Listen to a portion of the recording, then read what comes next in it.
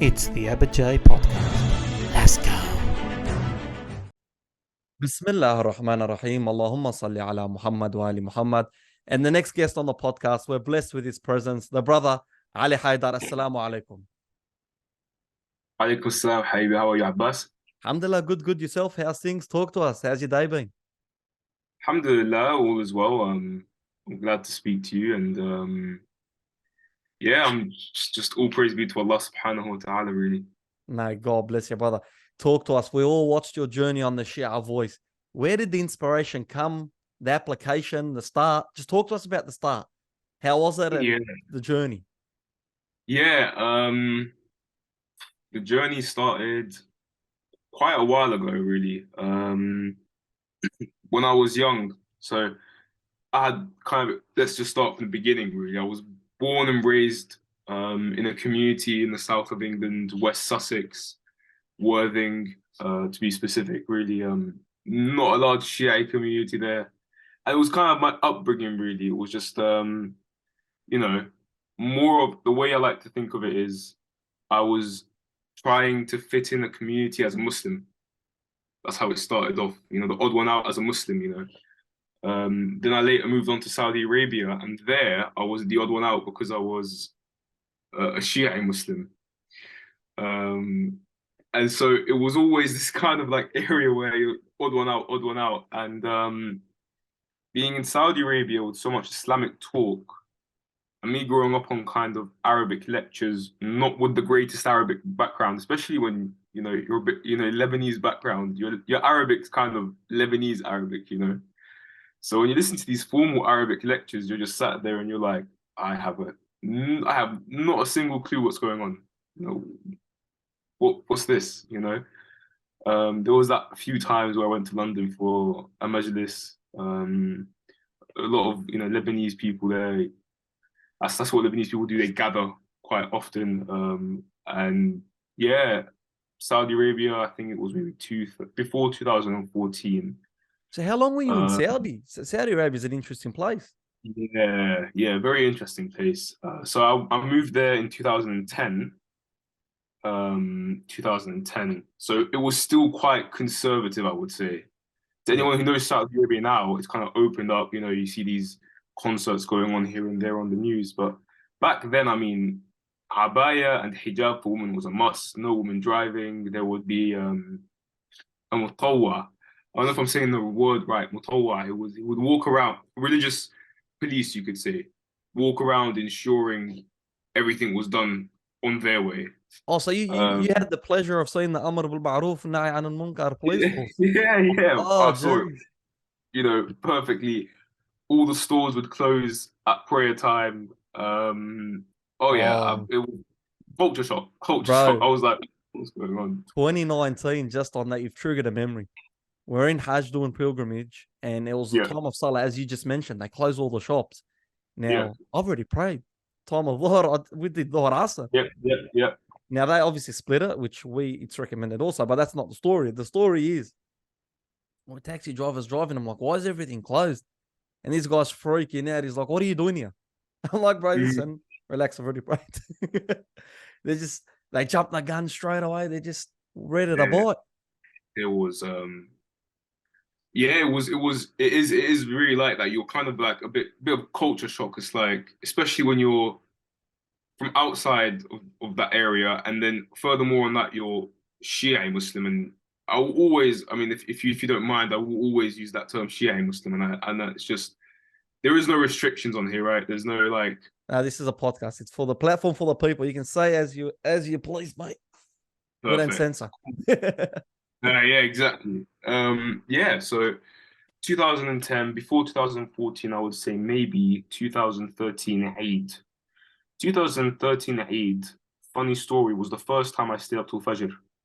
Um, Kind of like for fun. Kind of like Eid, we just broke our fast, we're all gonna stay up, we're all gonna chill.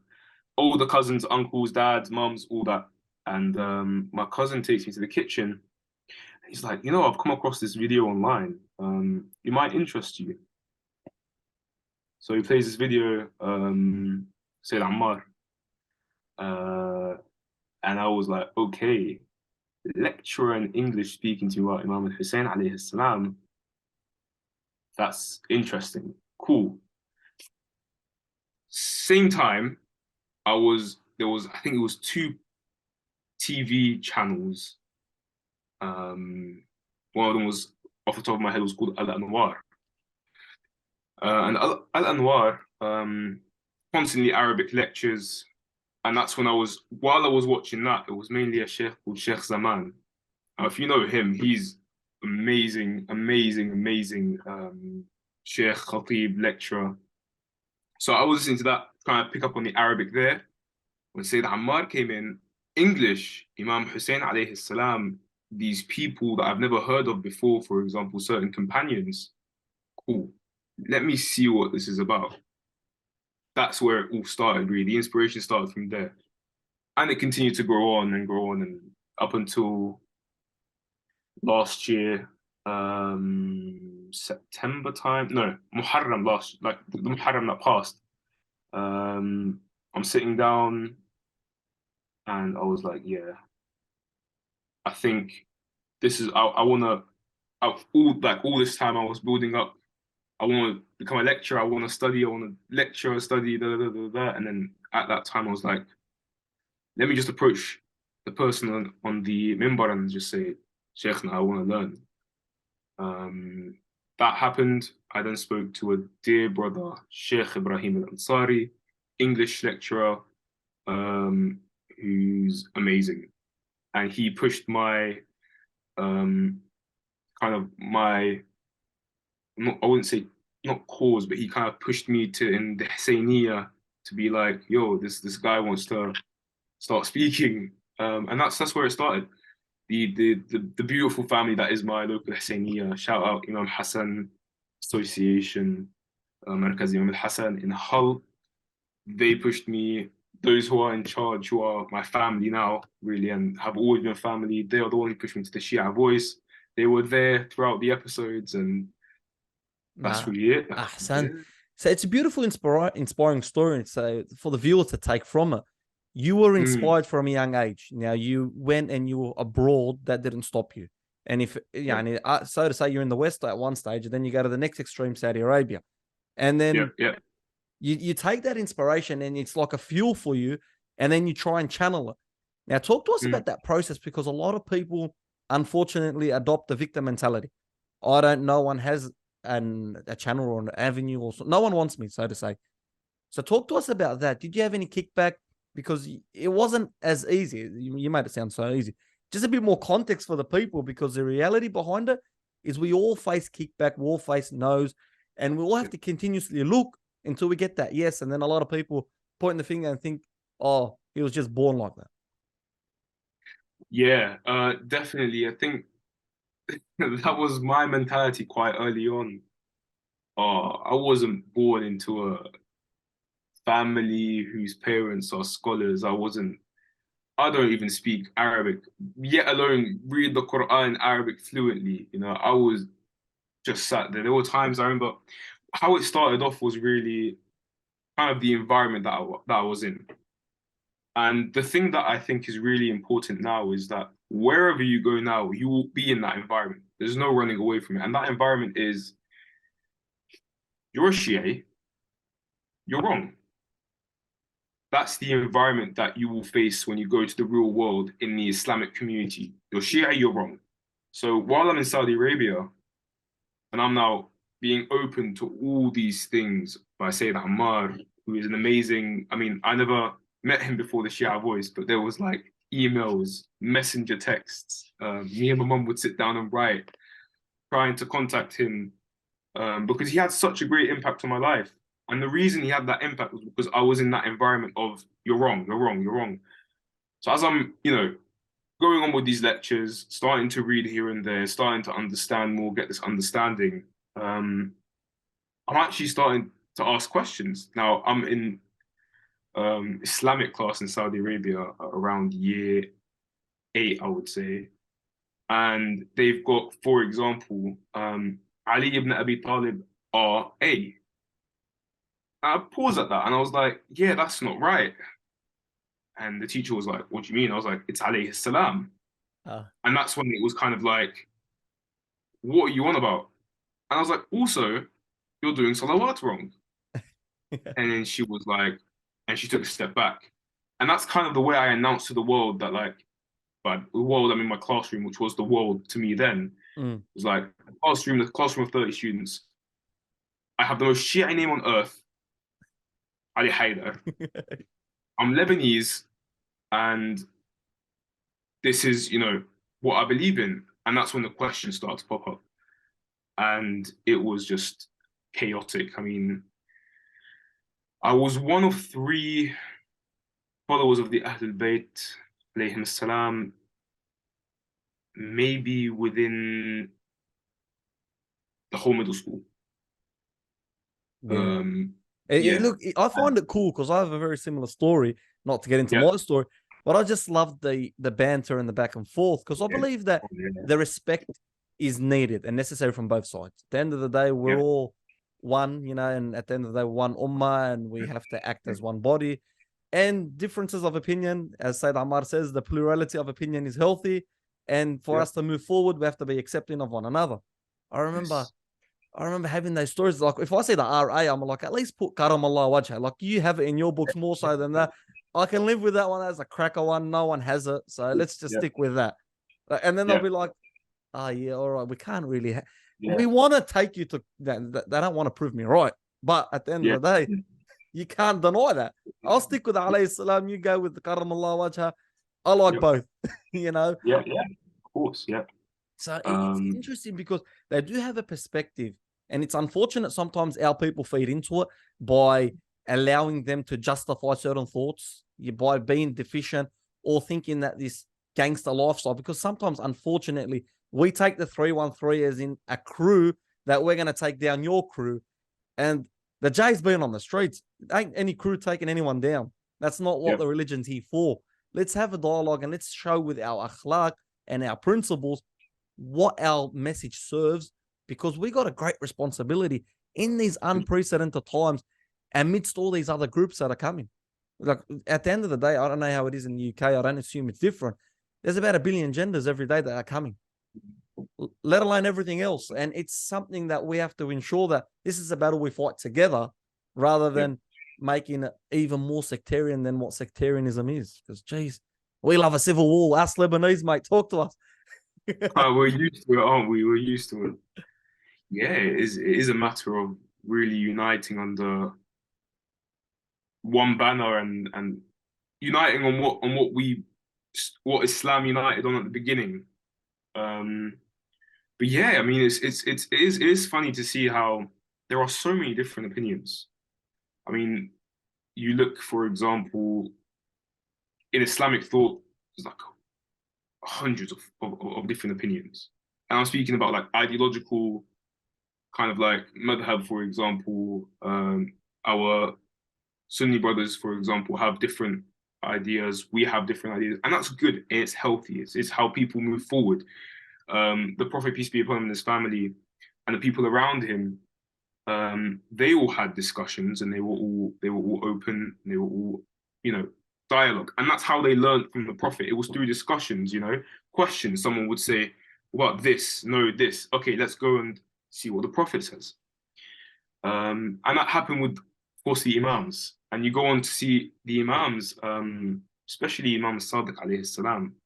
If you go into the history of those who are known as great scholars in different schools of thoughts, they all come back to one source. It's interesting to see how the 4 main scholars of the madhabs of our Sunni brothers, they were students of Imam Sadiq alayhi salam. And it's because really, he was a well of knowledge because he learned from his father, who learned from his father, who learned from his father, who learned from his prophet, who learned from the prophet, peace be upon him and his family. But we find it hard to unite. And where I really learned that we find it hard to unite was when I moved to Lebanon for 3 years.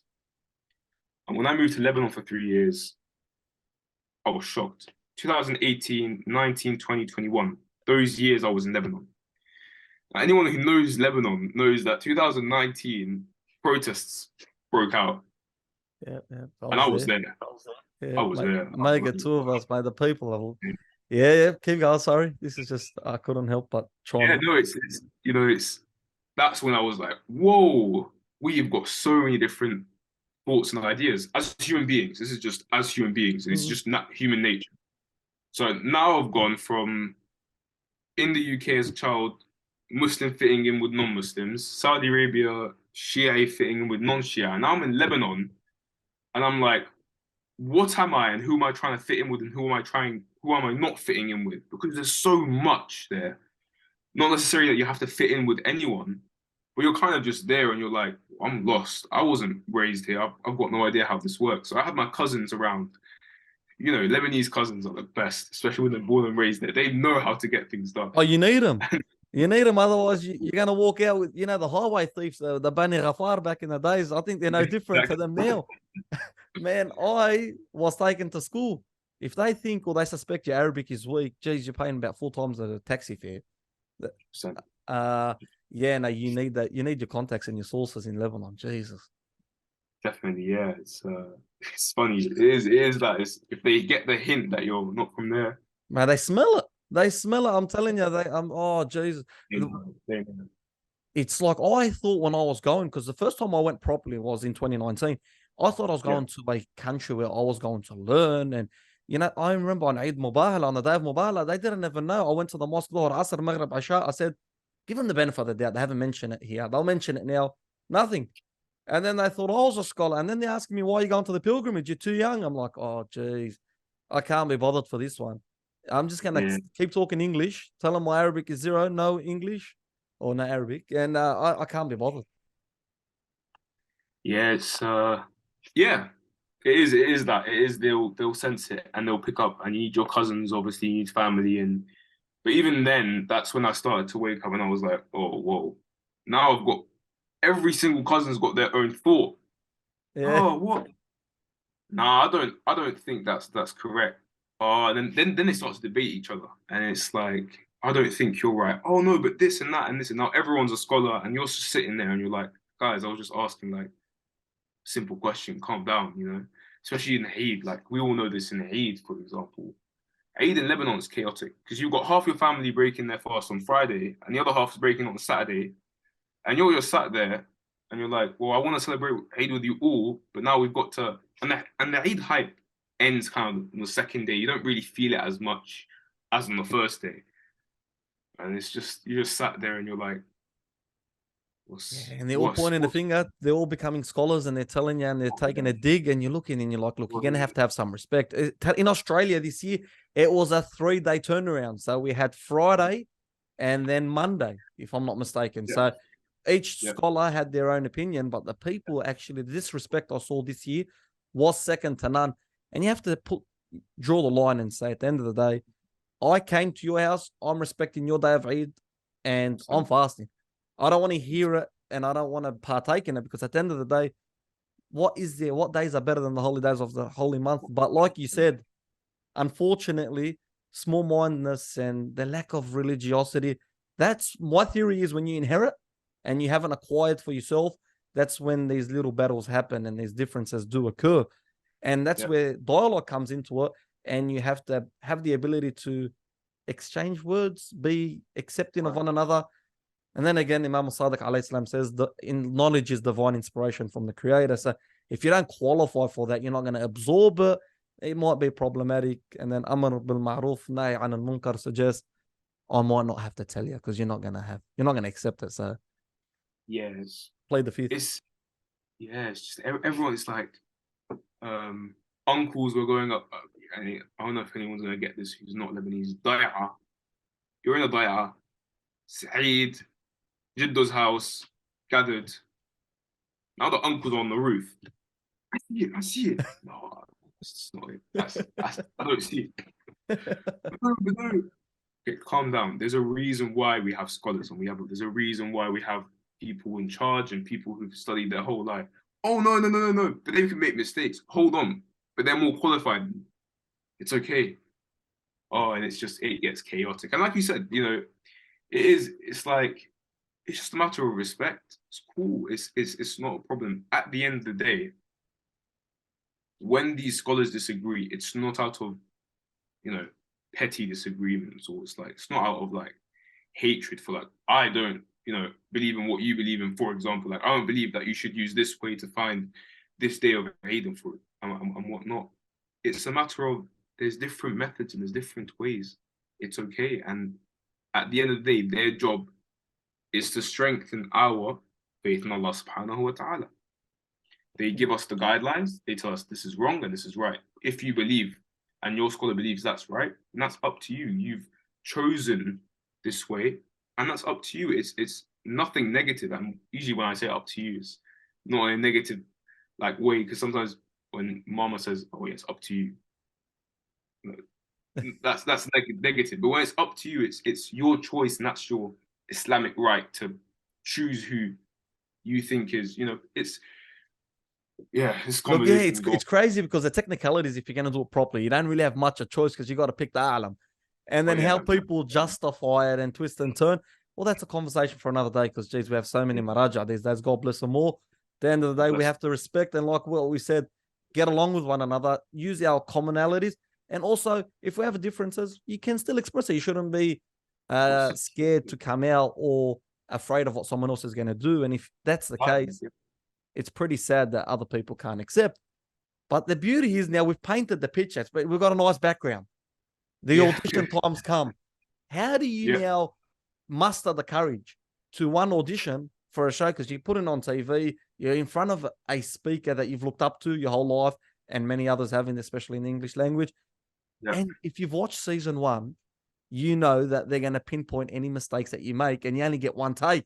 A lot of people won't understand how it feels to get up and talk, put it in front of a camera, let alone a show like that where you're competing against the best of the best.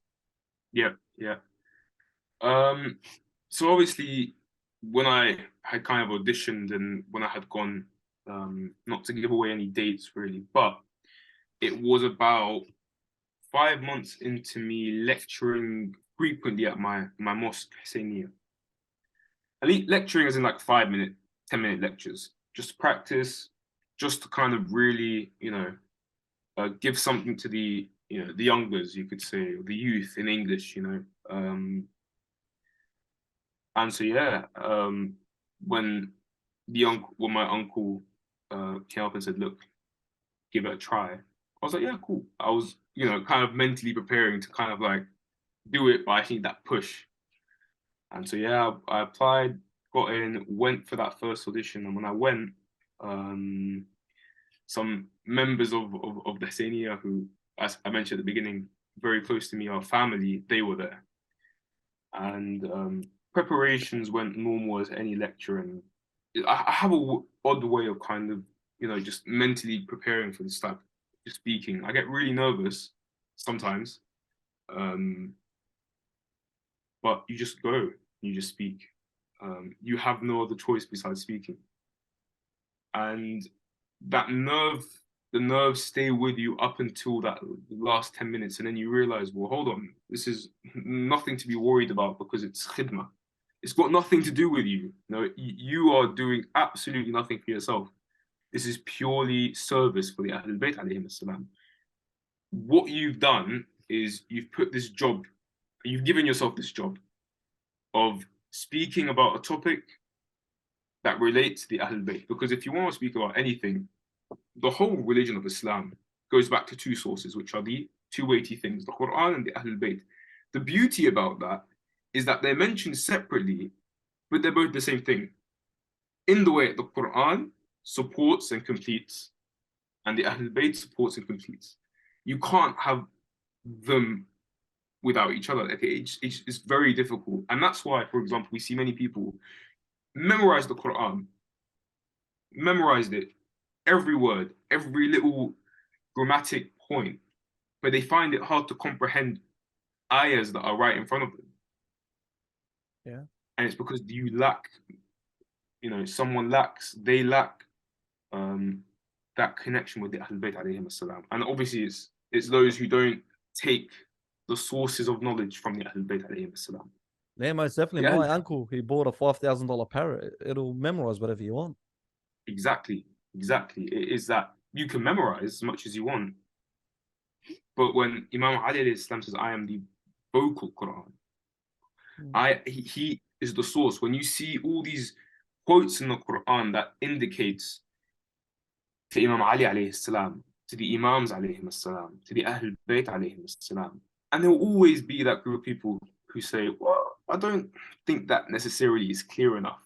I don't think that's clear enough." I'd argue So, it's groups, because even if you look in the Battle of Siffin, Imam Ali alayhi salam clearly tells them, Muawiyah's put it on a stick. I'm the walking Quran. I've told you beforehand what he's going to do. They still turn. So the yeah, responsibility in the Hujjah is on the universe to yeah, identify this issue. yeah. It's exactly that, and that's a test. That is the test in life. Whenever some people say, oh, I've had this discussion with one of my friends. He said, "Man, Shia Islam is so confusing. I mean, come on, we have it straightforward. You pray, you believe in the Prophet, you have the Quran, it's done." I was like, "Why is it so hard?" He said, "Because you guys have 12 Imams and they're infallible, and there's this book and there's that book, and not only are they infallible, but they were the lights that were created before all of humanity, and you believe this and you believe that." I was like, "Yeah, but I didn't say that. The Prophet, peace be upon him, and his family said that. And if he knew that it would be good for us, then he would have said that. Then he said it. So he knew it was good for us, therefore he said it. He knows if he knew it was going to be too much for us, he wouldn't have said it. But it's not. It's a very simple idea. You just need to take time to understand it and accept it." And he said, "No, I can't." I was like, "Okay, that's up to you. But I've given you this ayah, and we can read it. And there's this scholar who said this." He's like, "I don't believe. That's up to you. At the end of the day, you choose what you want." People lived, walked, ate with the imams, and as the Quran says, it's not the eyes that are blind; it's the heart within the chest. It is. So yeah. Back to this preparation thing for the first audition, it was just a matter of accepting that it's khidmah. You go, you do, what you need to do for the Ahlul Bayt alayhim assalam, and you come back. And when, I was speaking to someone backstage on that day, I said, "Yeah, but when you put your when you put your head to the point where it's the Ahlul Bayt alayhim assalam, you don't need to be fear. There's no fear. There's no nerves. Nerves cease to exist. Yeah, we'll just go out, do your notes, your points before, and I try. Well, it's a must not to memorize the lecture, because once you've memorized it, you've taken the service out of it. You've put no effort in. You've done the research, it's cool, but when you memorize it, you're sat there. Like I said, back to the whole, you can memorize something and speak it, or you can say it and help understand it, or help with the understanding of it. So yeah, that's kind of So the mentality, I think. you're now in front of the judges. Now you speak with Mullah Yeah, Rashid beforehand. Talk to us about those yeah, final moments, because whoever yeah, hasn't done speaking, no matter how seasoned you are, there is an element of nerves. Like you watch yeah, fighters who are seasoned, they'll tell you that they feel sick to the stomach with that walk. And you see all athletes, all walk of life, anyone who's doing something, if it means yeah. enough to you, you're going to feel something. So now, Oh, yeah. what are your thought process? Because for me, like especially, I I don't get nervous because I've recorded so many times. But if I speak at the mosque, or I'm instructed or given a task of khidmah, the nerves come, because there's a responsibility that comes with it. And you understand that you're not talking your own knowledge. You're trying to get to the source from the Holy Prophet, peace be upon him. And it comes a big responsibility, especially like someone like myself. I don't come from a scholarly family either, which means that it's not my natural lingo, which means that I'm not accustomed to all these like naturally. I have to acquire it, which means I have to work hard. I have to annoy a lot more people to let me in or teach me. You know what I mean? So Yeah, yeah, you're on the stage, but you're on TV. How's that? yeah, yeah. It was a bit weird. It was a bit weird, especially seeing Zayn Ahmad. Like first time I've ever spoken to him, I'm stood there. Because yeah, I'm getting a bit excited now. Just when you have watched someone, especially when they pull you so much towards Muhammad al Muhammad, peace be upon them all. You're sitting there in front of him and you're like, wow, you've lectured me online for this many years. Now I'm lecturing in front of you. It's a bit weird. It just doesn't seem right. So yeah, I don't know. You just walk on. Yeah, the fear's there, but you kind of just feel it just go away. It just disappears. And it's the same with any type of lecture, you know. Most lecturers when they start off, yeah, there's that nerve. But once you get that ball going, it's gone. You know, you're now just talking because it becomes a conversation. And that was kind of difficult for me to understand up until really later on. Because I'm watching all these, you know, Sayyids and Sheikhs, Lebanon, Iraq, Kuwait. I'm like, how would you do that? You're just sitting there and you're talking to me, like you're asking me a question. I'm like, yeah, I agree. Like I feel that connection. There's a TV and we're 10,000 miles away, but I still feel like we're talking. So yeah, you just once you get that ball going, you're like, cool, it happens. It just goes on. Nah, that's crack. And that Ahsan. What was your first topic from memory? I obviously watch the show just as a for the fans or anyone watching. I'm a big fan of the show. In Shah Ramadan, I look forward to it. What was the first lecture from memory? the lecture was definition of brotherhood, Imam al-Hussein alayhi salam and Abu Khadr al-Abbas alayhi salam. Yes. God bless you. So you execute that. Sayyid Ammar now becomes fan. He was mesmerized. He loved you. Talk to us about that process as well, because you now have 4 judges, elites in their field. What was the process afterwards? Because you eventually got through the first round, but I'd like to hear it from your perspective. Yeah. When Sayyid Ammar started to give me feedback, I was like, don't stop. Just keep telling me, like, keep going, keep telling me where I'm wrong. I want to know where I'm wrong. And I'm looking at the other judges, and I'm like, oh, I could have done that to impress you. Could have done that to, you know, here and there. But that all like kind of fades away within the first 5 minutes of getting off stage. Because end of the day, you like, I want to impress you for sure, but I want to impress the amount of my time. And you just, yeah, I'm just listening. I'm listening. And I was like, oh, my Arabic, it messed up somewhere.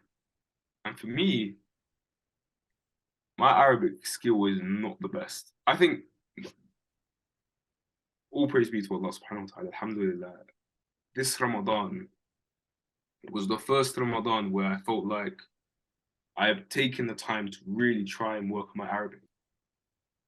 And yeah, and I was getting the feedback from the judges. I got feedback from as well Haji Mustafa, Yes. which for me was like, cool, great. I used to watch you as well when I was young, so I'm getting this. I continue to watch Haji Mustafa, of course, but I'm just getting this feedback, and I'm like, wow, cool. I could have said that. I should have said that.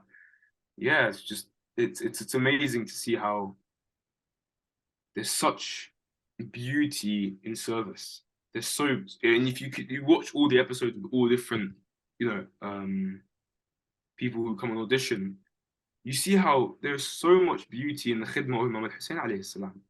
If it be with voice, it be it with lectures, it be it with poetry. There's just so much, and that all is united under the flag of Imam al-Hussein alayhi salam.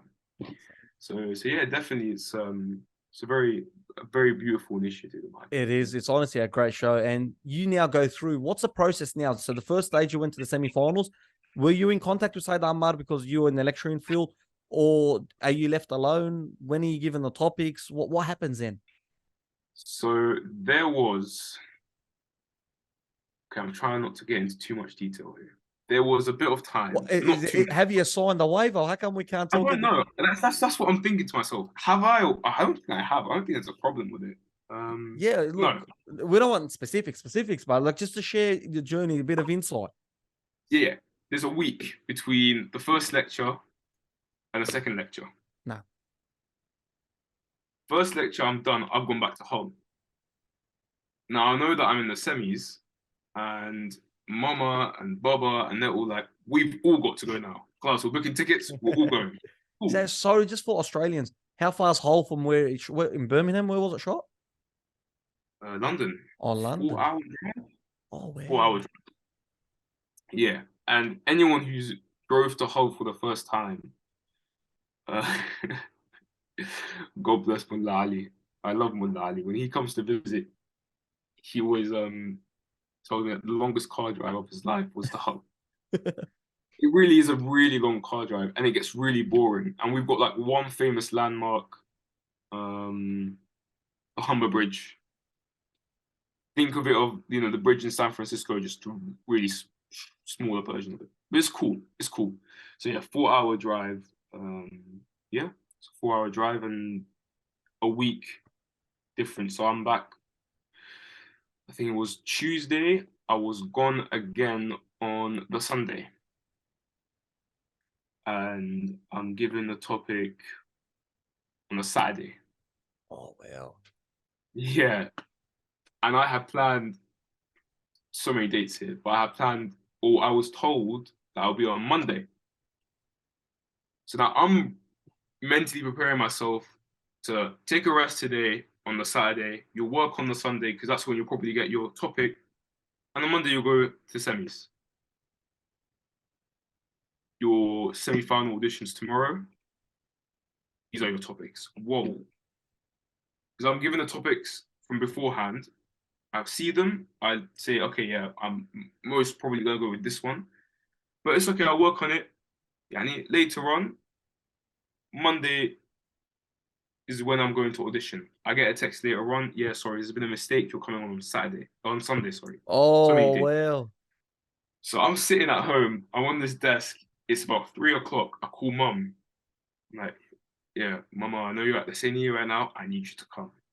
Because when mum comes home, obviously, dad's always helping me out. But Mama, God bless all our mums. I mean, honestly, where would we be without our mothers? She comes home in like 5 minutes, gets home. Okay, what's going on? Cool. This. And the reason I always ask mom is because Mama was also raised in Kuwait. So she was raised in Kuwait, and my grandfather would go to the majalis of Dr. Sheikh Ahmed Al-Wa'ali. Oh. Yeah. So Mama is a huge fan, may Allah bless his soul, of she grew up basically watching his lectures live.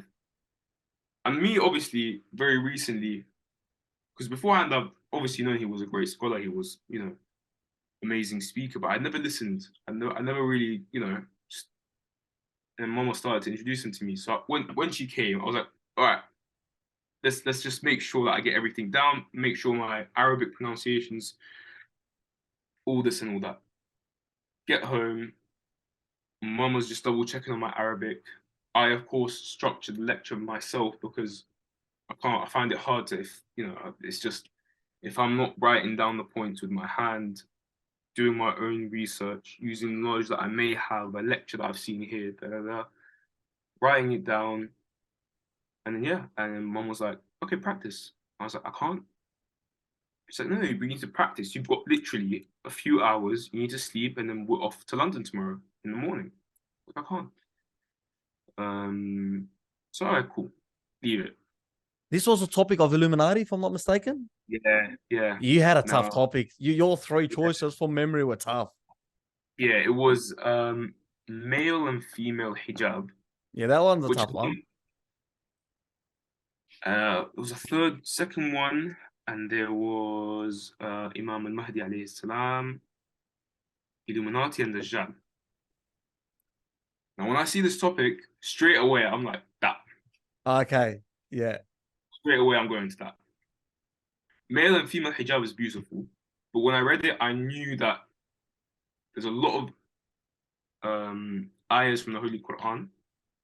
And if you want to speak about male and female hijab, most likely, obviously, you can condense it, but you need a few days lectures in like maybe Ramadan, Muharram, there is so much detail in that topic. It is, but Social it's easier to link to the musibah. I find Oh yeah, that's the easy part, but like what you said is the yeah, hard part. How are you going to get that in 5 though? yeah, How are you going to yeah, get there? yeah. It's and that's how it is. You kind of go down this kind of like path and you're following this structure. Mm. And I'm there. I'm like, okay, cool. No, this one, I know what to do with it. Now I'm sitting there. I'm writing down. I, already got a few quotes in my head. Writing it down. I'm like, okay, Illuminati. That was kind of like the shock to me there. Dajjal, Imam al-Zaman, great. Illuminati. And if anyone knows and watches Sayyid Ammar, the beautiful thing about his lectures is he will always relate it to something happening in the current. Mm-hmm. Go look at his lecture titles. It's always got to do with something happening now. And so when Sayyid Ammar in the past had done a lecture on Illuminati, it was a lecture that was so, relatable. But I didn't emphasize on that enough. And if anyone who's seen that episode sees Sayyid Ammar thing, you could have gone deeper into that topic. But yeah, I slept, I remember that night at around 3, woke up at 7, straight up down to London. And that was really it for the semis. It was just from Yeah, there on. it's crazy insight because there's a lot more pressure than just getting on the stage. And it seems like you were just scrambling and it's a lot of excitement. Your family's in and everyone's like, we're making the trip, we're all coming down. And then you did really well. You obviously got through to the final. Talk to us about that process now. So say that Ammar's constructive criticism there. What happens there with your relationship? Does he now, is there more one-on-one or is it, we see you in the final now? So afterwards, me and Sayyid Ammar had a discussion. Obviously, grabbed a few pictures. First time, You're going to have to do that, surely. Got to keep it for, and we spoke. And obviously, look, Sayyid Ammar is obviously, lecturing everywhere here and there. So I wasn't really expecting to get any personal one-on-one feedback. Yeah. Which is great because I don't think anyone else gets personal feedback unless, you're a student of the judge. So yeah, that's it. And then I was just obviously Ramadan came and I was like, cool, I know what this Ramadan needs. Kind of like a different kind of structure to how my Ramadan's going. And yeah, just from there, Ramadan was very impactful. Watching Sayyid Ammar, listening to his feedback on some episodes on Imam Hussein TV3. I'm just rewatching the episodes. I think that's something that you get to pinpoint. And of course, you hear the Lebanese shout out by Sayyid Ammar, the Jim. I was just there. I was like, I blame it to my Lebanese ancestry. Like, come on, don't blame me. It's Lebanese Arabic. But it was great because it highlighted to me that I've got these points that I really need to fix, work on, make sure that when you are lecturing, you've got this responsibility to make sure that you honor the words of Allah subhanahu wa ta'ala. No matter how difficult you may be finding it to pronounce these words, you've got an obligation, not only in the lecturing field, but as a Muslim. So then I was like, I've got to really work on that. But I mean, God bless Sayyid Ammar. You've got Sayyid Jalal on that panel. I, in my life, have never heard of the terms and the terminologies and the differences of the recitation method. I mean, just to say anything in Arabic, it's bravery. He's amazing. All the judges are amazing. Speaking honestly, and all the guest judges, all the backstage, the whole channel. And God bless them all. They're all amazing. But yeah, Sayyid Jalal, beautiful recitation of the Quran, and a great inspiration. Really, he just shows you how much depth there is in the Holy Quran. Terms like Sabah, Nahawand, I never heard of them before. Rashd, Bayati, I can't even tell you what they are, but I was, whoa. Like, oh no, but yeah, you get to learn, and that's the beauty of it. You know, you're learning. You're kind of hearing these different terminologies, and you're starting to get the hang of it a bit more. So yeah. Nah, son, God bless you. So you progress in the show really well. You've represented Hull, you represented your family, you represent the madhab in the utmost respect and fashion. And you're an epitome and an inspiration for all the youngsters looking out there to serve, especially the ones who don't belong to a scholarly family, because no matter what, you can tap into the resources, tap in or hold on to your family members that know, go to your local Hassaniyat, go to your local mosque and take something from that, and then later give it and serve and show that, listen, that's what it's about. We're about sharing stories one another and getting to know. All that is theory. You actually applied it on the show and applied it in your life. The final, 1,300 plus people. Talk to us about that preparation, how you executed, and the who's who were there in there. And then you gave them a surprise. Talk to us about that surprise. When did you know you were gonna? Oh, I still don't know what you said, but it sounded hectic. Talk to the people. Tell us. So I've actually got it somewhere here. I'll get it ready just for the time being. So that prep, I get the topics a week early, and I've got to prepare 2 topics. As soon as I saw the topics, I knew what I didn't know, but I got that feeling that say that Ahmad is like, I've given you these topics, do what you must. And the reason is if you look at the 3 topics, they are really, you know, at first I was like, oh, easy topics, you know, morning Imam Hussein alayhi salam, easy topics. First day goes by, and I'm sat down, piece of paper, pen, and I've written down these bullet points, and I'm like, whoa, so much you can talk about. Because the more you know, you start bringing this, and I heard this once, and I read this once, and I start putting them down, and you're like, okay, now I've got mom and dad in the back, and every other cousin who's heard about, oh, you're on the finals. All right, do you want to share it with us? I was like, no, but you know, mom and dad are here. Mom and dad are like, you know, you should mention this and you should mention that. And I was like, okay, look, maybe just trust me. Just, you know, I like to write my lectures alone. Just trust me. So that went on. I prepared the lectures.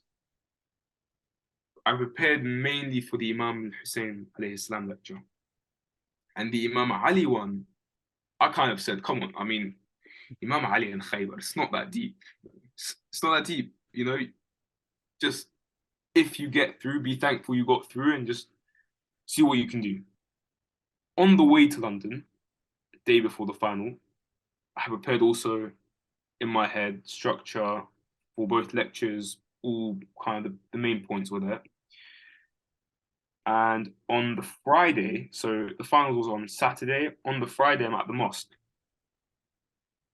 And there's a brother called Sayyid Mahdi, God bless him. He's praying with us for Friday prayer, and we finish. When I say, do you mind if I can talk to you? He's like, yeah. I was like, look, obviously I've got this final tomorrow. Do you mind writing down or finding me some sort of poetry in the Urdu language? Was it And he Urdu? goes, yeah, Oh, geez, yes. I thought you were taking Farsi. That's how much I don't know. Well, Yeah, it's Urdu. It's Urdu. And obviously in my head, there was an Arabic poem that I was going to go with. And I was like, okay, Arabic poem, great, but something new. So he said, yeah, I've got these 4 lines of poetry. I was like, look, I'm leaving in an hour to London. We've got to try this out. We write it down. This is the paper that I wrote down. Excuse my handwriting. God bless. Is that Yeah, English? yes. Oh, okay. Yes, yes. Get the pronunciation down. No. There were a few words that I butchered. Oh, God, I didn't know the There language. were a few words that I kind of like, I knew that I messed up. Or maybe I didn't. I'm not sure. Now, look, it But sounded cracker. You pulled it off. was 10 out of 10 from the J. there was a few words that pronunciation was. So I wrote it down. I'm on the way to London, and I'm freaking out. I've gone absolutely like I forgot. I don't know. I can't. Imam Ali and Khaybar, what's the structure? Sir, da, da, da, da, da. We get there, we sleep, we wake up. It's the coronation of the king. He's on the TV. I'm sat there walking in circles, and I'm like, I don't know. I'm like, Mum's like, do you just want to give me a taster of the lecture? Like, yeah. And she's like, I don't see it. And I was like, Oh, you know what? Yeah, she's like, I don't see it. I kid you not. I kid you. I kid you not. I kid you not. I kid you not. I kid you not. I kid you not. So, so I'm at my brother's house in London. We're all slept on the floor. Slept on the floor as in Daya'a vibes, cousins sleepover, firash, all that stuff. nah, Kind of like yeah, that. Dad's like, do you want to give it a go? I was like, yeah, I'll give it a go. The Imam Ali lecture, alayhi salam. Dad said, don't see it. Mom says, don't see it. And I'm sat there and I'm like, I said, okay. And like, you're not going to do anything about it. And I said, look, you don't see it. It's not coming from my heart.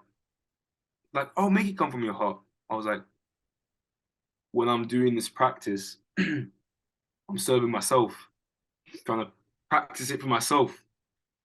It's not khidmah. It's not working out. Honest to God, I left the house an hour for me to arrive at the finals. I had said, Mum and Dad, nothing's on the plate for me for that second lecture. But you're serving the Ahlul Bayt alayhim as-salam. It will come naturally, it will flow naturally. I said, Mum, I'm not saying the Urdu poem. oh no way. And I took it out and I put it down. And she said, look, take it with you, put it in your pocket. In the case you feel like you want to say it, go ahead. I said, time. She said, just go ahead, take it with you. So yeah, and that's kind of the way. And I was there, and once I got there, it all just went. That's it. It's gone. Yes, the environment. Alhamdulillah. So you got yourself into that mindset where it's service. Allah subhanahu wa ta'ala, it's in the hands of God, in the hands of the Imam to assist me get there. And you actually killed it. Honestly, if it wasn't for Brother Ali, you win the show every day of the week. The problem was he's that good. He won it in the auditions. He had won it before the final started. He was amazing. I'm not speaking about performance. I'm excited personally. I've seen you in the auditions and the semis. I want to meet you. No. I meet him, and we talk. And as soon as I start talking to him, I was like, well, have I met you before? It was an instant connection. And he has a friend who's also Lebanese. And as soon as I met him, I was like, oh, okay, we're all cool now. We're good. And we're backstage and we're chilling and we're talking. And it's as if nothing's going on. A bunch of people just sitting down and talking. Someone goes, performs, and comes back, and it's it. And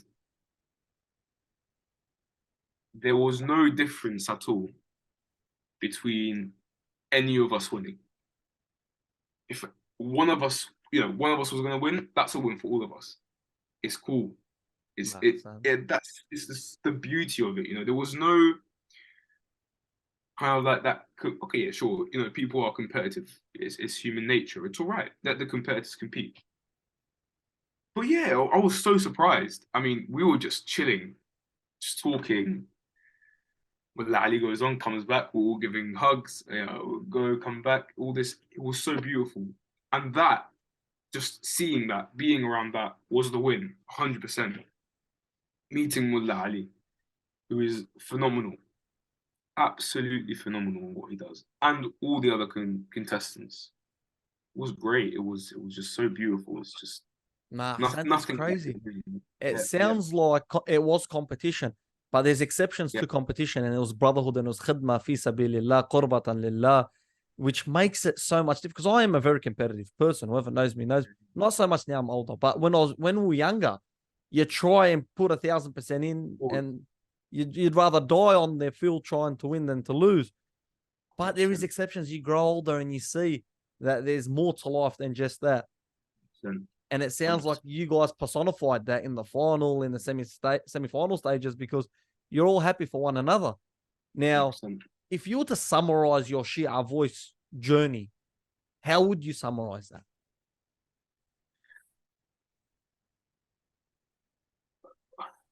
Influential. Summarize it in one word. It was influential. It influenced me in so many different ways. It showed me that khidmah, there are no boundaries of it. There's no boundaries in the way you do khidmah. There's no way of like, you've got to do this poem in this way. You've got to do this lecture in this way.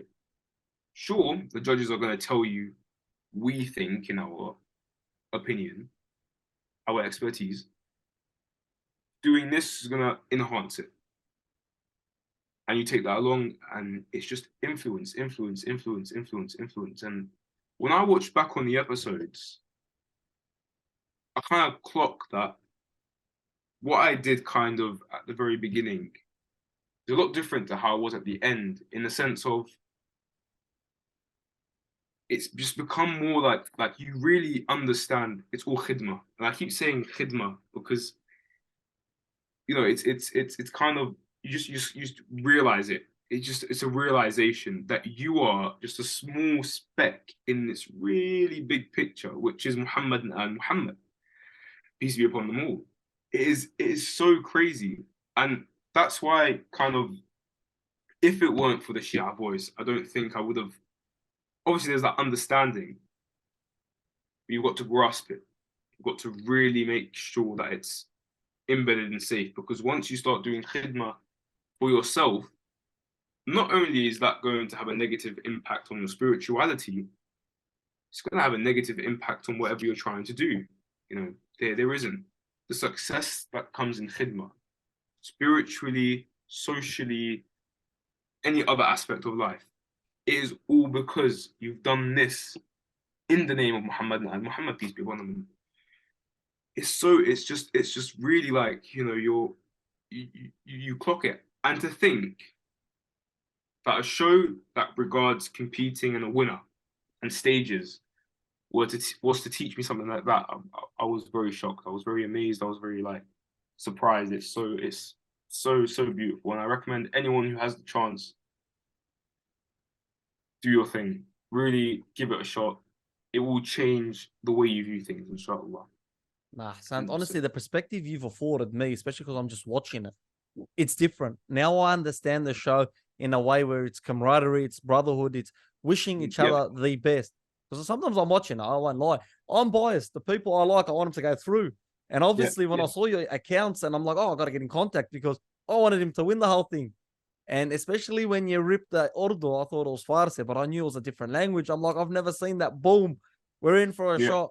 And it was inspiring to watch your journey and watch you progress, because one, your age, two, your background. I think I was speaking to you off air. The Lebanese, you were representing the Lebanese community in a avenue. There's not much representation in that scene, especially in English. In Arabic, not as much either, but in English, it's even more niche. And you did that with Flying Colors, and you're still of an age, inshallah, you're going to grow and flourish and have more people look up towards you, more people want to aspire to be like you, like how you saw Sayyid Ammar, inshallah, the future looks like you will be that person. And it's inspiring to get a bit more insight, because you're now in a position where people are now looking towards you and looking up at you. How does that feel? There's obviously a benefit. To summarize it, as my dear uncle from the local mosque, Dr. Ali Jawad, he says it's a positive with no negative. You know, you're gaining positives, there's no negatives to it. And that's true. Khidmah, or in the form of lecturing, is great, because you get the chance to study more about your religion, and then somewhat get to transfer that knowledge to people who are, who are younger. And the reason I paused there was because I was trying to say that I wish when I was younger that I had known Sayyid Ammar beforehand. I wish I had known Sayyid Ammar when I was a lot younger. We, as in those who grew up in kind of the Western world, English speaking, we need Sayyid Ammar. All the English lecturers, we need them a long time ago. And yeah, I was lucky to find Sayyid Ammar, and others were lucky to find other lecturers, and you kind of look up to them. Yeah, great positive that you get to learn about your religion. And it's also, I think, you just get to create this friendship. I don't really view it as lecturing, I view it as a friendship. We mentioned earlier on that's a conversation. It's you're just having a chat. And within that chat, you're able to link this point to this point, to this point, to this Quranic reference, to this hadith, to this, and this, that. And that's just just creating a conversation with these youngsters who do sometimes struggle to kind of grasp the understanding of many sometimes basic things in the religion, which is fine, because we all struggled at one point, especially in the Western world, and not to say even in the Arab world, even those who are born into the most religious families, those who are born into non-religious families, everyone has that duty upon them to search.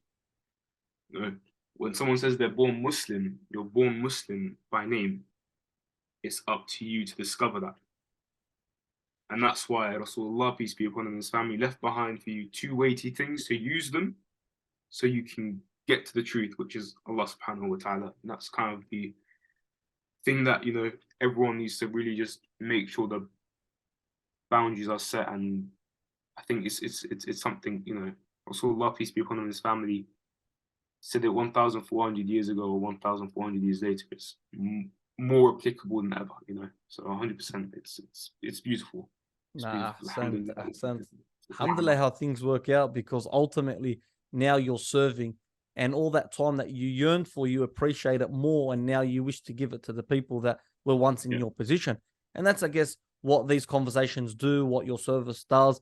It's just breaking the ice, affording people an insight that otherwise wouldn't have been afforded, because look, we know it's tough. We know your journey. We've been to the West. We've been to the East. We see the difficulties everywhere we go.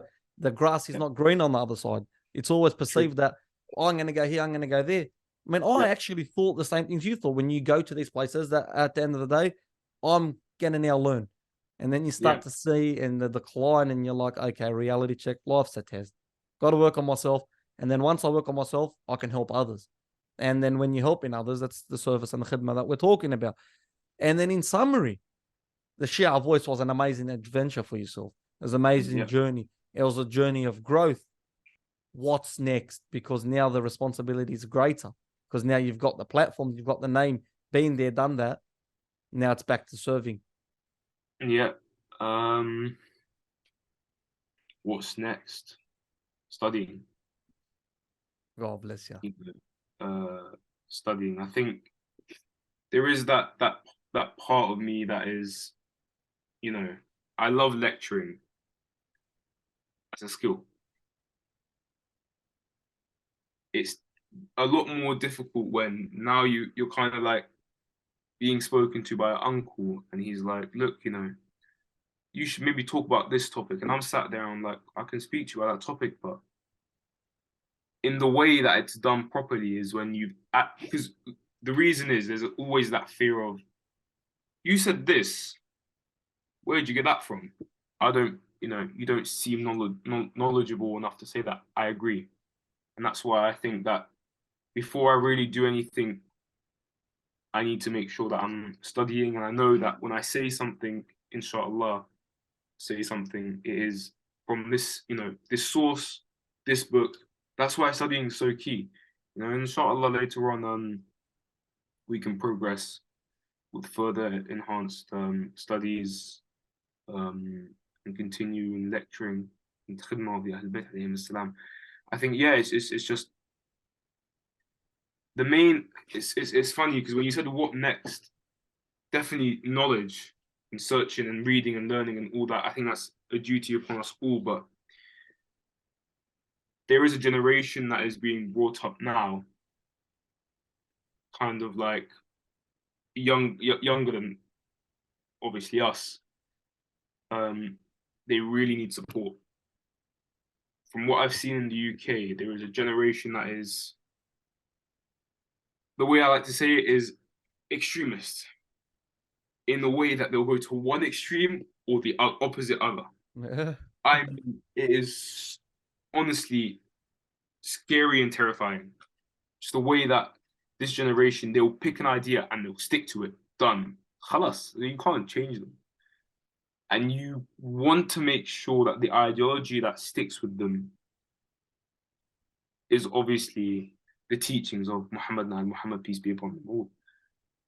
And there's that kind of that fear. I've got a younger brother who's part of that generation, and I'm kind of like, yeah, you kind of need that attention to you. Arabic lectures are great. You know, there's discussions all the time, and English lectures are great, and lectures as general are great. But there's an area that's kind of, you know, we need direct conversations. Yeah. 100%. Lecturing, cool, is that direct conversation of sitting down, what's going on. You know, parents can only do so much. God bless them. Our parents run around to make sure we learn and we eat and we sleep and we live properly. Yet alone, even if, you know, our parents see that in our community, the youth are starting to struggle a bit, it's kind of like, what do I do now? I don't know. You know, so there is that kind of that bonding that I want to create with kind of that generation, that youth. Be like, I'm a friend to you. I'm obviously, I'm not a scholar. I'm nothing, you know. Like I said, I'm a God speck. bless you. No, the humility that you're showing is crazy, because I understand what you're saying. It is a great responsibility. We don't want to be outdated, because the elders and us, they were outdated. They didn't understand the struggles we have. Now we have the same responsibility not to be outdated, because what's ahead is unprecedented times. We don't know what is going to come. Like on the day-to-day changes, like the most simple of terms, how many genders or fluidity and all these differences that are arising. We need to be able to combat that. And we all have a responsibility, like you said, and it does come in different ways, shapes, and forms. You do have social media. Connecting through those means is a way. That's what the podcast starts for. That's my big head there. But it's it's the channel, you know, sport. Why can't we do sport? You want fighting? Why can't we do fighting? You want athletes? I'll go get you these athletes. And then I'll show by actions. I'll be in those avenues, or the platform can reach these heights, but we're still going to hold on to the message of Abba Abdullah Hussein alayhi salam. Still going to be representative, or a attempt to be a representative of the Imam of our time and serve his message. So then therefore we can serve Allah subhanahu wa ta'ala ultimately. And I believe that it's our responsibility through every means to achieve that. And that's just the same what you're saying. And inshallah, God inspires you and blesses you on that path, because it is a big challenge and a big journey. But you've got all the equipment, you've got all the sources. Inshallah, yeah. It's exactly that. I think everyone's got a role to play in there's so many areas in life right now that everyone's got a role to play. And shout out the podcast 100%. Because you're covering that social media aspect. That's what we need. Inshallah. Stop watching Speed. Come watch Abbas. Nah, God's played. He's a funniest guy. Yeah. It's cool. You're watching Speed for 3 hours, doing absolutely nothing. He's phenomenal how he does nothing. Yeah, that's a great point. He does nothing. Really, he does nothing. Or you can come on here and you can watch these podcasts that are more relatable, that you will learn a thing or two from. Or in general, you get to see how someone who is living in the Western world as a Muslim gets to interact with the world. I think that's what we lack. We lack influencers, you know, who show you, instead of depicting this dunya lifestyle, me going out here, me buying this, just basic interaction with the real world as a Muslim. Or, you know, if you want to go into specifics, as a Shia Muslim. What is it like? What's your, you know, and that's what the podcast is doing. And that's why I think it's great. And inshallah, we ask Allah subhanahu wa ta'ala for all the success for you, inshallah. For all of us, inshallah. God bless you, brother Ali. It's been an honor and a privilege to get some insight into your journey. The podcast, when we're finishing, we give it to the guest. Final comments for the people to take before we close it. Oh, final words.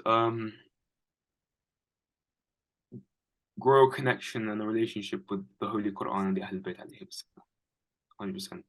That's the final words. And when Allah subhanahu wa ta'ala says in His Holy Quran, Bismillah ar-Rahman ar-Rahim, walakin Allah yahdi man yasha.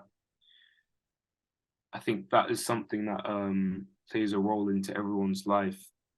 When you grow this connection with the Holy Quran, and Allah says, Allah guides, just stop there and think of man yasha. Is man yasha meaning that Allah guides who He wills? Or is man yasha the person who wills to be guided? There is such beauty in this verse, a sense of, is the duty on me? Because it is. The duty is on us. Allah subhanahu, there was something you mentioned earlier, and I'm sorry I might just take a few minutes. Take your time. No, take your time, mate. We'll go for another 3 hours. There's no time limit. Keep going, sorry. There was something you said earlier on was when you go to these places and I need to study in this. There's a long time where obviously we think that cool, I've got this bad habit. And there was many times where there was a bad habit and I said, Allah yahdi man yasha, Allah will pick the time for me and He's got a time set for me and I'm gonna flip, I'm gonna change. And just reading that and you're like, Allah subhanahu wa ta'ala, sure, yes, He picks who He guides, but it starts off with you. Are you looking for this huda, which is al-hidayah, yahdi man yasha? Are you looking for that? Because the term huda, guidance, is such a beautiful word that you'll find in the Quran all the time. Surah Al-Baqarah, for example. Huda al-muttaqeen. And muttaqeen also comes from taqwa, and taqwa is such a beautiful term as well in the Quran. But yeah, this huda, this guidance, we read it as a word. But we sometimes forget that this huda that we have from Allah subhanahu wa ta'ala, this guidance is a spiritual guidance that is so beautiful. And it's exactly what the Imam of our time is looking for. That choice where you've accepted to submit to Allah subhanahu wa ta'ala. You've accepted to take the Quran and the Ahlul Bayt alayhim salam as your guides. Inshallah, in that way, Allah will guide us all, inshallah, so we can be amongst the Imam of our time, inshallah. Inshallah. May Allah subhanahu wa ta'ala accept all your deeds. There is nothing more to add. That is a phenomenal way to finish the podcast. That is Brother Ali Haidar. Get behind his channel. Get behind him as a person. He's an inspiration to the community at whole. And a lesson for us to be taken is the story that he gave. That's the final comment.